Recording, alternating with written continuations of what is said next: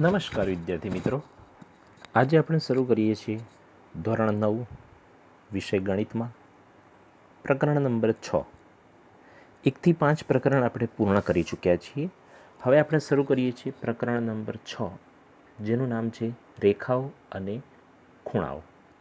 Okay, સૌથી પહેલાં ભૂમિતિના મૂળભૂત પદો અને વ્યાખ્યાઓ વિશે આપણે થોડી ઘણી માહિતી મેળવી લઈએ, કે જે ભૂમિતિ માટે ખૂબ જ મહત્ત્વની છે. સૌથી પહેલાં આપણે સમજીએ છીએ બિંદુ. બિંદુ કોને કહેવાય?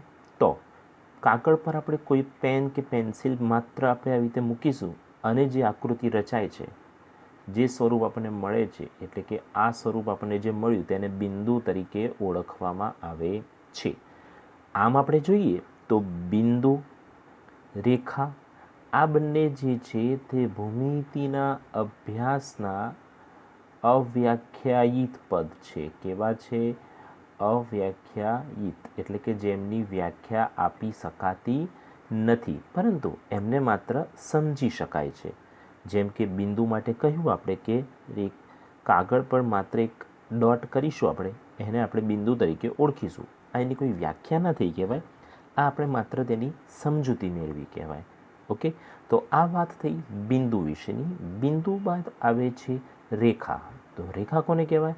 તો આવી જ રીતે અસંખ્ય બિંદુઓની હારમાળા જે રચાશે, આ અસંખ્ય બિંદુઓ હું કરી રહ્યો છું કે જે એક જ તરફ જઈ રહ્યા હોય અને એમાંથી પસાર થતું જે આપણે કલ્પીશું તે આપણે રેખા તરીકે ઓળખીશું. ઓકે, ફરીથી કે અસંખ્ય બિંદુઓ હોય એ આપણને રેખાનો ખ્યાલ સ્પષ્ટ કરે છે. પણ આ તેની વ્યાખ્યા ન થઈ કહેવાય, આપણે એને સમજ્યા કહેવાય કે અસંખ્ય બિંદુની હારમાળા એ આપણને રેખાનો ખ્યાલ સ્પષ્ટ કરે છે. રેખા વિશે આપણે સમજીએ તો તેને ફક્ત ને ફક્ત લંબાઈ જ હોય છે, તેને પહોળાઈ કે જાડાઈ હોતી નથી. પહોળાઈ એટલે તમે સમજી શકો છો કે આ જે ભાગ મેં દોરેલો છે તે ભાગ કેટલો જાડો હશે તે કંઈ ફિક્સ હોતું નથી, અને તેને જાડાઈ પણ હોતી નથી. રેખા બંને તરફ અનંત સુધી વિસ્તરેલી હોય છે, એટલે કે આ તીર આપણને એ જ દર્શાવે છે કે માત્ર અહીંયા સુધી નહીં, એ અનંત સુધી હજી પણ આગળ આપણે દોરવી હોય રેખા તો લાંબી દોરી શકાય છે. એટલે કે રેખા બંને તરફ અનંત સુધી વિસ્તરેલી છે, અને તેથી જ કહી શકાય કે રેખાને અંત્ય બિંદુઓ હોતા નથી. રેખાને શું હોતું નથી? તો કે રેખાને અંત્ય બિંદુઓ હોતા નથી. અહીંયા આગળ મેં એક રેખા દોરી છે જેનું મેં નામ આપ્યું છે AB. બીજા કોઈ બિંદુઓ અત્યારે મેં દર્શાવ્યા નથી. એનો મતલબ એવો નથી કે આ રેખા ઉપર માત્ર 2 જ બિંદુઓ છે. આ રેખા AB પર બીજા અસંખ્ય બિંદુઓ છે જેમને આપણે માત્ર નામ નથી આપ્યા, પરંતુ તે બિંદુઓ આ રેખા ઉપર આવેલા તો હોય જ. હવે નામકરણની વાત કરીએ તો આ રેખાને જો આ સાઈડ L નામ આપું તો રેખા AB બરાબર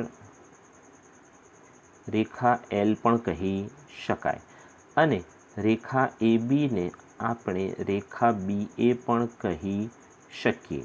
ઓકે, આ વસ્તુ ખાસ ધ્યાનમાં રાખવાની કે રેખાને રેખા AB અથવા તો રેખા BA પણ કહી શકાય. રેખા બાદ આવે છે કિરણ. ઓકે, કિરણ તો કે રેખાનો જ એક ભાગ છે કે જેને એક અંત્યબિંદુ હોય છે અને તેને કિરણ કહે છે.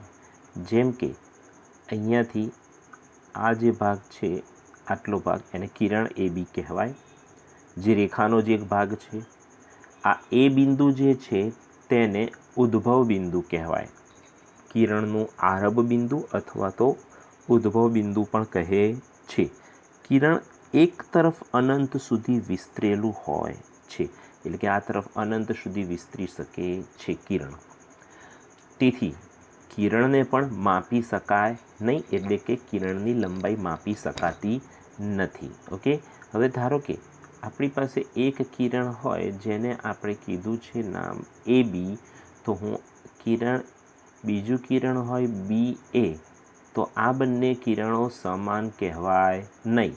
શા માટે સમાન ન કહેવાય? તો કે આનું આરંભ બિંદુ A છે, એટલે કે ઉદ્ભવ બિંદુ A છે, જ્યારે આ કિરણનું ઉદ્ભવ બિંદુ B છે. એટલે કે બંનેના ઉદ્ભવ બિંદુ બદલાઈ જતા હોવાથી કિરણ AB ને કિરણ BA કહી શકાય નહીં. ઓકે, તો આટલી વ્યાખ્યાઓ આપણે પૂર્ણ થઈ. ત્યારબાદ આગળ વધીએ તો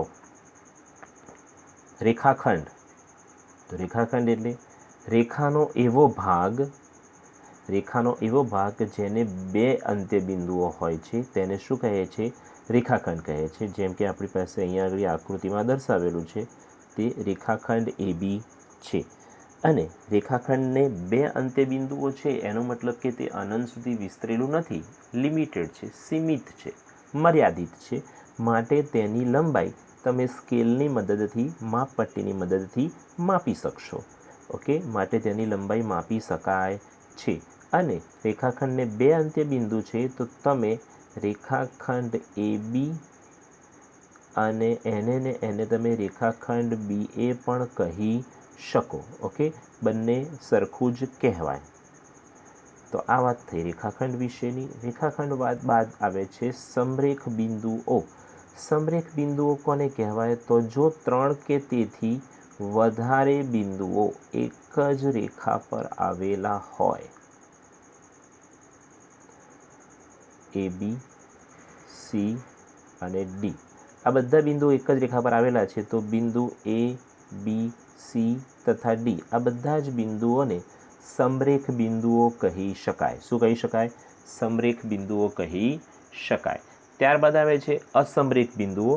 જો 3 કે તેથી વધારે બિંદુઓ એક જ રેખા પર ન આવેલા હોય તો તેવા બિંદુઓને અસમરેખ બિંદુઓ કહે છે. ઓકે,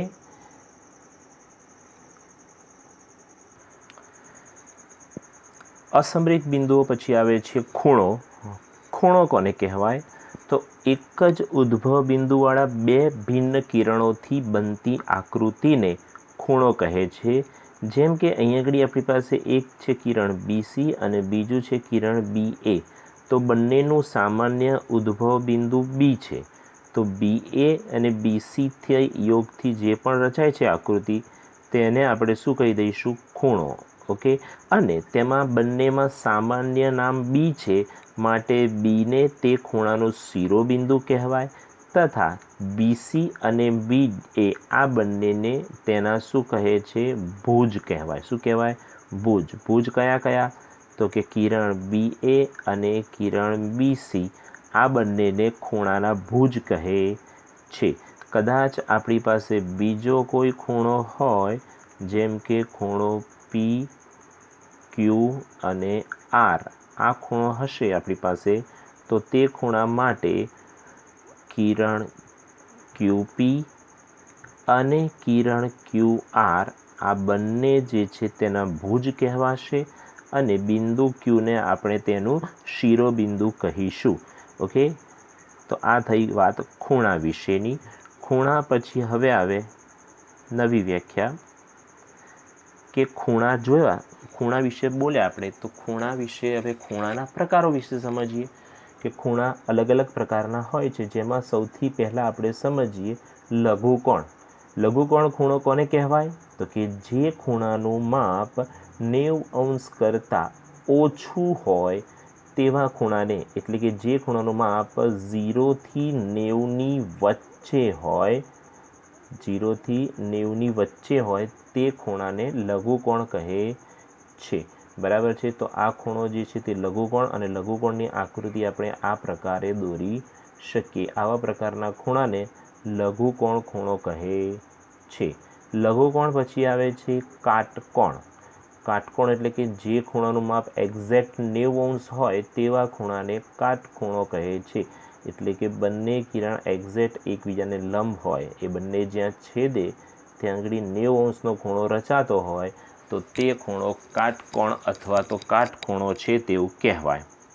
ઓકે, તો ગુરુકોણ. ગુરુકોણ પછી કાટકોણ પછી હવે આવે છે ગુરુકોણ. અને ગુરુકોણ માટે વાત કરીએ તો ગુરુકોણ કોને કહેવાય? તો કે જે ખૂણાનું માપ 90°થી વધારે હોય અને 180°થી ઓછું હોય તેવા ખૂણાને ગુરુકોણ કહે છે. જેમ કે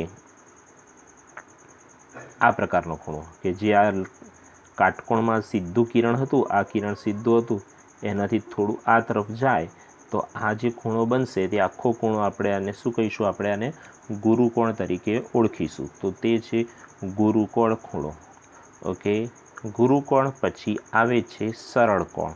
સરળ કોણ એટલે કે જે ખૂણાનું માપ એક્ઝેક્ટ 180 હોય તે ખૂણાને સરળ કોણ કહે છે. 180 એક્ઝેક્ટ ખૂણો કેવી રીતે બને? તો જો આપણી પાસે એક સીધી રેખા હોય તો સીધી રેખા ઉપર આ જે ખૂણો બને છે તેને 180 અંશનો ખૂણો કહે છે, જેને આપણે સરળ કોણ તરીકે ઓળખીશું.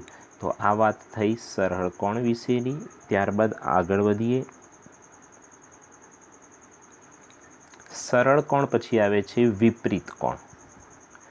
ઓકે, તો વિપરીત કોણ તો કે જે ખૂણાનું માપ 180 અંશથી વધારે અને 360 અંશથી ઓછું એટલે કે સરળ કોણથી પણ મોટું છે. એટલે કે આ જે ભાગ છે, કોઈ પણ એક ગુરુકોણ હોય એમાં અહીંયાથી એની પાછળની તરફ આ જે ખૂણો રચાય છે તે ખૂણાને આપણે વિપરીત કોણ તરીકે ઓળખીશું. તો એને કહેવાશે વિપરીત કોણ.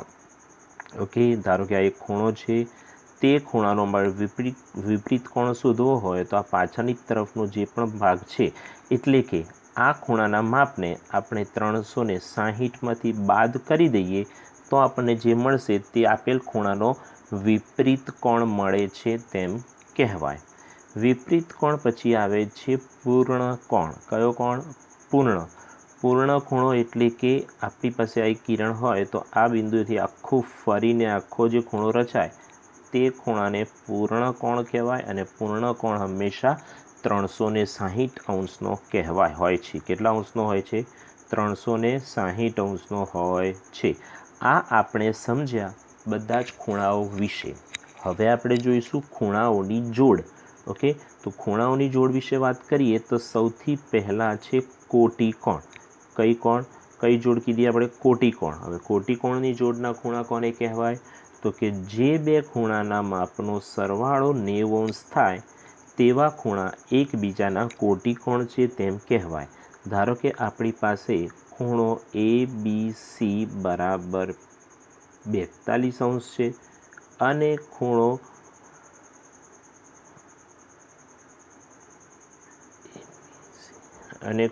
DBC એના બરાબર 48 અંશ છે. તો આ બંને ખૂણાનો સરવાળો 90 અંશ થાય છે. તો ખૂણો ABC અને ખૂણો DBC એકબીજાના કોટિકોણ છે તેમ કહેવાય. ઓકે, બંને ખૂણાના માપનો સરવાળો 90 અંશ થાય તો તે બંને ખૂણા એકબીજાના કોટિકોણ છે તેમ કહેવાય. કોટિકોણ બાદ આવે છે પૂરક કોણ. જે બે ખૂણાના માપનો સરવાળો 180 અંશ હોય તેવા બંને ખૂણાઓને એકબીજાના પૂરક કોણ કહેવાય. હમણાં કીધું તે જ પ્રમાણે ધારો કે ખૂણા ABCનું માપ છે, આપણી પાસે ABCનું માપ છે 80 અને ખૂણા DBCનું માપ છે 100. બંનેનો સરવાળો કરીશું તો આપણને 180 મળે છે. માટે આ બંને ખૂણા એકબીજાના પૂરક કોણ કહેવાશે. કેવા કહેવાશે? પૂરક કોણ કહેવાશે. પૂરક કોણ, કોઈ પણ બે ખૂણાની જોડ પૂરક કોણની જોડ હોય ત્યારે હંમેશા એક ખૂણો ગુરુકોણ હોય અને બીજો ખૂણો લઘુકોણ જ હોય. એ વસ્તુ પણ આપણે ધ્યાનમાં રાખવાની. ઓકે, આગળ ખૂણાઓની બીજી જોડ જોઈશું. તો ખૂણાઓની આગળ જોડ જોઈએ છે તો તેમાં સૌથી છે ખૂણાનો દ્વિભાજક. દ્વિભાજક શબ્દમાં ઘણું બધું આવી જાય છે. દ્વિભાજક એટલે કે બે ભાગ કરવા, પરંતુ કેવા? સરખા ભાગ કરવા. કેવા ભાગ કરવા? સરખા. એટલે કે આપણી પાસે કોઈ પણ આ પ્રમાણે ધારો કે આ ખૂણો ABC છે, મારી પાસે ખૂણો ABC છે. ખૂણા ABCમાં મને કિરણ BD એવું મળે કે જેથી ખૂણો ABD અને ખૂણો ABD અને ખૂણો CBD આ બંને ખૂણાઓના માપ સરખા થાય તો આ કિરણ BDને ખૂણા ABCનો દ્વિભાજક કહેવાય. ફરીથી સમજીએ. ખૂણા એબીસીના અંદરના ભાગમાં ડી બિંદુ એવું મળે કે જેથી આ કિરણ બીડીના લીધે ખૂણો એબીડી અને ખૂણો સીબીડી આ બંને સરખા બને તો કિરણ બીડીને ખૂણા એબીસીનો દ્વિભાજક કહે છે, એને કોણ દ્વિભાજક પણ કહેવાય. ત્યારબાદ આવે છે આસન્ન કોણ. આસન્ન કોણનું મૂલ્ય એવું કહે છે કે આ એબીસીની અંદર કોઈ બિંદુ ડી આવેલું હોય તો ખૂણો એબીસી આખા ખૂણાનું મૂલ્ય આ કિરણ બીડીના કારણે જે નાના ખૂણા બને છે, જે ખૂણો એબીડી અને ખૂણો સીબીડી છે એ બંનેના સરવાળા જેટલું હોય તો આને આસન્ન કોણ કહેવાય. બીજી રીતે એને વ્યાખ્યા તરીકે સમજીએ તો એવું કહેવાય છે કે બે ખૂણાઓમાં એક ભુજ સામાન્ય હોય અને બાકીના ભુજ પરસ્પર એક સામાન્ય ભુજની વિરુદ્ધ બાજુએ આવેલા હોય તો તે બંને ખૂણા આસન્ન કોણ છે તેમ કહેવાય. જો વ્યાખ્યા સમજીએ, જો બે ખૂણાનું શિરોબિંદુ એક જ હોય અને એક ભુજ સામાન્ય હોય અને સામાન્ય ન હોય તેવા દરેક ભુજ સામાન્ય ભુજની જુદી જુદી બાજુએ આવેલા હોય તો તે બે ખૂણાઓને આસન્ન કોણ કહેવાય છે. ઓકે, આસન્ન કોણ પછી આવે છે રૈખિક જોડના ખૂણા. કેવા ખૂણા? રૈખિક જોડના ખૂણા. તો રૈખિક જોડના ખૂણા વિશે વાત કરીએ તો કે જો બે આસન્ન કોણના સામાન્ય હોય તે ભુજ સિવાયના ભુજ પરસ્પર એક રેખા રચતા હોય, રેખા બનાવતા હોય તો તે રૈખિક જોડના ખૂણા કહેવાય. જેમ કે એ ઓ બી અને અહીંયા આગળ આપણી પાસે સી બિંદુ છે અહીંયા આગળ, તો ખૂણો એ ઓ સી અને ખૂણો બી ઓ સી આ બંને ખૂણાઓનું સામાન્ય ભુજ છે કિરણ ઓસી. કયો ભુજ સામાન્ય છે? કિરણ ઓસી. તો પછી કિરણ ઓસી સામાન્ય છે, એના સિવાય કિરણ ઓ એ અને ઓ બી એ પારસ્પરિક રેખા રચે છે, માટે આ બંને ખૂણાઓને રૈખિક જોડના ખૂણા કહેવાય. કેવા ખૂણાઓ કહેવાય? રૈખિક જોડના ખૂણાઓ કહેવાય. ઓકે, ત્યારબાદ આવે છે અભિકોણ. અભિકોણ કોને કહેવાય? તો કે જો બે ખૂણાના ભુજ પરસ્પર વિરુદ્ધ કિરણોની જોડ રચે, જેમ કે આપણી પાસે અહીંયા છે એ બી અને સીડી વચ્ચે ઓ બિંદુ છે, તો ખૂણો એ ઓ ડી અને ખૂણો બી ઓ સીની વાત કરીએ તો એ ઓ ડી અને બી ઓ સી તે પરસ્પર જો વિરુદ્ધ કિરણોની જોડ રચે છે. ઓકે, માટે આ ખૂણો તથા આ ખૂણો એને આપણે અભિકોણની જોડના ખૂણા કહીશું. તેવી જ રીતે ખૂણો એ ઓ સી અને ખૂણો બી ઓ ડી એટલે કે આ બંને ખૂણાને પણ આપણે અભિકોણની જોડના ખૂણા કહીશું. તો આ વાત થઈ અભિકોણ વિશેની. ઓકે, અભિકોણ પછી હવે આગળ વધીએ. હવેની વાત છે સમતલમાં આવેલી બે રેખાઓ. તો સમતલમાં બે ભિન્ન રેખાઓ હોય તો તેના માટે બે શક્યતા છે. કાં તો તે રેખાઓ પરસ્પર છેદે, કાં તો તે રેખાઓ પરસ્પર ન છેદે. ઓકે, જો બે રેખાઓ, ધારો કે અહીંયા આગળ પાસે છે આપણી એ બી અને સીડી, આ બે રેખાઓ છે તે પરસ્પર છેદતી નથી તો આ બંને રેખાઓને સમાંતર રેખાઓ કહેવાય. કેવી રેખાઓ કહેવાય? સમાંતર રેખાઓ કહેવાય. તો સમાંતર રેખાઓ હોય, આ સમાંતર રેખાઓ પર બે બિંદુઓ આવેલા હોય, એ બે બિંદુઓ વચ્ચેનું લંબ અંતર હંમેશા સરખું જ હોય, કારણ કે તે બંને એકબીજીને સમાંતર છે, માટે તે બે વચ્ચેનું અંતર ગમે તે બે બિંદુએ લેવામાં આવે તે અંતર હંમેશા સમાન જ હોય. ઓકે, ત્યારબાદ આવે છે છેદતી રેખા. એટલે કે ધારો કે મારી પાસે આ છે પી ક્યુ અને આર એસ પરસ્પર ઓ બિંદુમાં છેદે છે, તો તે બીજા કોઈ બિંદુમાં છેદશે નહીં. કારણ કે રેખાનો મૂળભૂત ગુણધર્મ છે સીધાપણું. હવે આ રેખા આ પ્રકારે સીધી જતી હોય તો એ રેખા એ પ્રમાણે આગળ સીધી જ જવાની છે. આ રેખા કે આગળથી પાછી આવીને ફરીથી આ રેખાને છેદશે નહીં. માટે કહી શકાય કે બે રેખાઓ પરસ્પર એક બિંદુમાં છેદે પછી તે બીજા બિંદુમાં છેદતી નથી. તો આ વસ્તુ પણ આપણે ધ્યાનમાં રાખીશું. ઓકે, ત્યારબાદ આગળ વધીએ તો પૂર્વધારણા 6.1. પૂર્વધારણા 6.1 આપણને એવું કહે છે, જે કિરણનો ઉદ્ભવ બિંદુ રેખા પર હોય તેવા કિરણ અને રેખાથી બનતા બંને ખૂણાનો સરવાળો 180 અંશ થાય છે. ઓકે, એટલે કે આ એક રેખા છે, તેના ઉપર બીજું કોઈ કિરણ આવેલું હોય કે જેનું ઉદ્ભવ બિંદુ આ રેખા ઉપર આવેલું હોય, તો A, B અને C હોય તો અહીંયા આગળ ખૂણો AOC વત્તા ખૂણો BOC બરાબર 180 અંશ થાય, એવું આપણને કહે છે પૂર્વધારણા 6.1. પૂર્વધારણા 6.2 એ એનાથી પ્રતિ પૂર્વધારણા છે કે બે આસન્ન કોણનો સરવાળો 180 અંશ થતા હોય તો સામાન્ય ન હોય તેવી બાજુઓ એક રેખા બનાવે છે. તો કે આ ખૂણો અને આ ખૂણો આસન્ન કોણ છે, આ બંનેનો સરવાળો 180 થાય છે, તો સામાન્ય ન હોય તેના સિવાયના ભુજ એ એક રેખા બનાવે છે. તો આ તેની પ્રતિ પૂર્વધારણા થઈ, તેનાથી પ્રતિવિધાન થયું કહેવાય. તો આ વાત થઈ પૂર્વધારણા વિશેની. તો પૂર્વધારણા પછી હવે આગળ વધીએ છીએ આપણે મહત્ત્વની વસ્તુ ભૂમિતિની, અને જેને આપણે પ્રમેય તરીકે ઓળખીએ છીએ. ઓકે, તો હવે આપણે ભણવા જઈ રહ્યા છીએ પ્રમેય 6.1, જે પરીક્ષામાં 3 માર્કમાં પૂછી શકાય. ઓકે, તો આપણે પ્રમેયને સમજવાનો પ્રયત્ન કરીએ.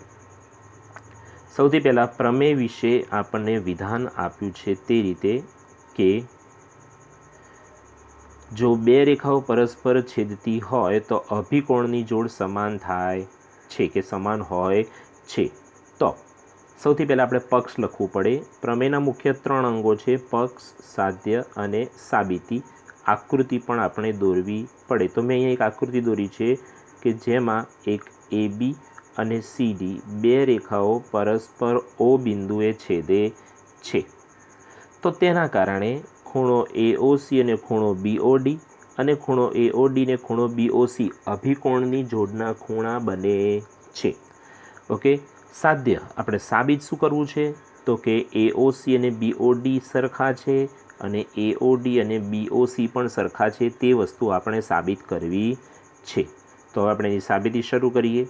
સાબિતી શરૂ કરવા માટે આકૃતિને એક વખત આપણે ફરીથી જોઈ લઈએ.